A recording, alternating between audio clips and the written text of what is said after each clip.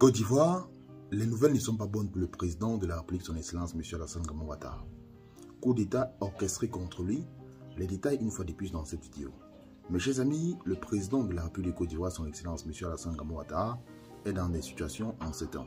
Il y a plusieurs soldats ivoiriens qui sont mécontents de sa gestion du pouvoir ou alors qui sont mécontents de son plan de gouvernance pour la Côte d'Ivoire. Et aussi, il y a aussi plusieurs soldats qui sont mécontents des intentions du président de la République de Côte d'Ivoire, son Excellence M. Alassane Ouattara, pour ses objectifs de vouloir briquer un autre mandat présidentiel du côté de la Côte d'Ivoire.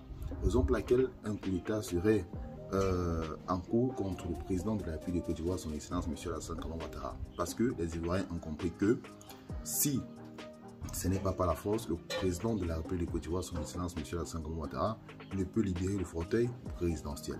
Les détails une fois de plus dans cette vidéo. Mes chers amis, pour comprendre mieux la situation de la crise entre le président Ouattara et l'armée ivoirienne, nous allons laisser Yves Michel qui a les informations pour nous concernant ce mécontentement ou alors cette action ou alors cet événement de coup d'État ou alors ce sentiment de coup d'État qui est toujours au cœur des Ivoiriens ou alors au cœur de certains militaires ivoiriens du côté de la Côte d'Ivoire. Mes chers amis, pour comprendre mieux cette situation, écoutez ce qui se passe ou alors écoutez ce qui l'a mené ou alors ce qui a attisé le mécontentement de l'armée contre le président de la République. Écoutez très bien, écoutez ce qui est dit, écoutez jusqu'à la fin.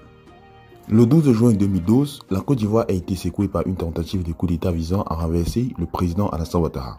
Cette action, orchestrée par des officiers militaires en exil, fidèles à l'ancien président Laurent Gbagbo, avait pour objectif de déstabiliser le gouvernement en place et d'installer un conseil militaire de transition.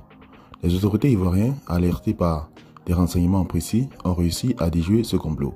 Le ministre de l'Intérieur de l'époque, Ahmed Bakayoko, a révélé lors d'une conférence de presse la découverte de documents détaillant le plan de coup d'État. Parmi ces preuves, une vidéo montrait un groupe d'hommes en uniforme dirigé par le colonel Kate Ngotoa proclamant la dissolution des institutions étatiques et l'établissement d'un conseil pour la souveraineté nationale. Cette vidéo était destinée à être diffusée à la télévision nationale après la prise de pouvoir. Parmi les principaux instigateurs de ce complot figurait Moïse Lida Kwasi, ancien ministre de la Défense et proche allié de Laurent Gbagbo, ainsi que le colonel Kate Ngotoa, ancien officier supérieur de la garde présidentielle de Gbagbo. Le plan impliquait une collaboration entre les mercenaires libériens et des milices ivoiriennes loyales à Laurent Gbagbo avec l'intention de lancer des attaques coordonnées pour semer le chaos et faciliter la prise du pouvoir. Cette tentative de coup d'État s'inscrivait dans un contexte de tension persistante en Côte d'Ivoire suite à la crise post-électorale de 2010 à 2011 qui avait profondément divisé le pays. Les partisans de l'ancien président Gbagbo, mécontents de la tenue des événements, cherchaient par divers moyens à déstabiliser le régime de Ouattara. La réaction rapide et efficace des forces de sécurité ivoiriennes a permis de neutraliser la menace avant qu'elle ne se concrétise.